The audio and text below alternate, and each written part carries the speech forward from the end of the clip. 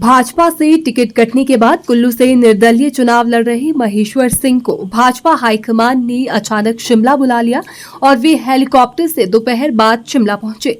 यहां पहुंचने पर महेश्वर सिंह ने कहा कि पहले उनको टिकट दिया गया और बाद में ये कहकर उनका टिकट काट दिया गया कि उनके बेटे बंजार से चुनाव लड़ रहे हैं। उन्होंने कहा कि बेटा अलग रहता है और उनके वश में नहीं है। आजकल बच्चे किसके वश में होते हैं। वहीं भाजपा राष्ट्रीय अध्यक्ष ने शिमला बुलाया है, इसका क्या प्रस्ताव है उसे सुनने के बाद ही कुल्लू की जनता के पास जाएंगे। उन्होंने कहा कि जनता जो कहेगी उसी के आधार पर चुनाव लड़ने का फैसला लिया जाएगा। मैं यहाँ पर बुलाया गया हूँ और बुलावा राष्ट्रीय अध्यक्ष की ओर से है और साथ में जो हमारे प्रभारी महोदय आए हैं पांडे जी, उनकी तरफ से है। अब किस लिए बुलाया है वो सुनने को है। वैसे तो आपने दूसरा प्रश्न किया, पहले तो मुझे कैंडिडेट घोषित कर दिया गया था, बी फॉर्म नहीं दिया था। एक ही बात पर बल दे रहे थे कि आपके बेटे को बिठाइए। बेटा भी स्वतंत्र है, 8-9 साल से घर बनाकर अपने घर सा रहता है, हुल्ला रहता है।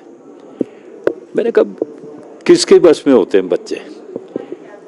राजनीतिज्ञों के कईयों के बच्चे लाइन में तो है ना, किसी के पास चेयरमैनशिप है, किसी के पास कुछ है, किसी के पास कुछ है।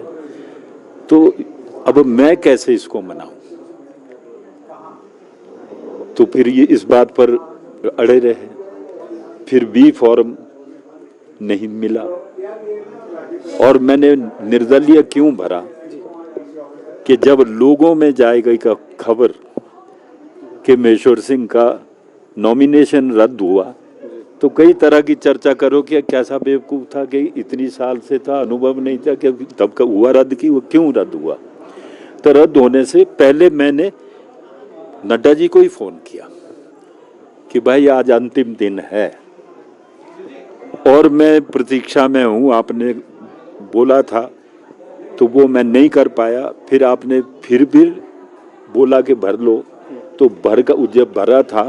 अब बहुत कम समय है और अब मैं भरूंगा नहीं, तो मैंने तो सिंबल मांगा है, निश्चित रूप से कल वो फिर रद्द होगा और रद्द होगा ये मैं बर्दाश्त नहीं कर सकता, इसलिए भर रहा हूं ताकि कम से कम नॉमिनेशन रद्द होना ये कलंक मेरे ऊपर ना लगे। अपनी बात नहीं अभी कहूंगा, पहले तो मैं इनसे बात करने आया हूँ। आदर है, मेरा घर है। आपको याद है ना, जब पीछे मैंने पार्टी छोड़ी थी तो अपनी झोंपड़ी डाली थी, मैं कांग्रेस में नहीं गया था। कांग्रेस मेरा ऑल्टरनेटिव नहीं है और मेरा मन कहता है कि मेरी बात मानी जाएगी। और आज जो मेरे लोगों ने कहा, जितने कार्यकर्ता था तो आपको खबर मिल गई होगी, 5000 से ज्यादा थे। उन्होंने एक ही बात कही है कि अपना फैसला खुद नहीं करना है, आप उनसे क्या प्रस्ताव है उसको लो। उनको नहीं पता है, इतना कईयों का नहीं पता है कि भाई अब जो बी फॉर्म दिएगा उसको आज अलॉट हो जाएगा टिकट। उन्होंने कहा कि हमारी मांग तो यही है, उसको रद्द करो, वो जीतने वाला तो तू है। मैंने कहा ये चीज़ें भी हैं, लेकिन इस चीज़ को आपको एश्योरेंस दिए है मैंने उनको कि जो भी ऊपर से कहेंगे वो कल आपके सामने रखूंगा और फैसला वो करेंगे।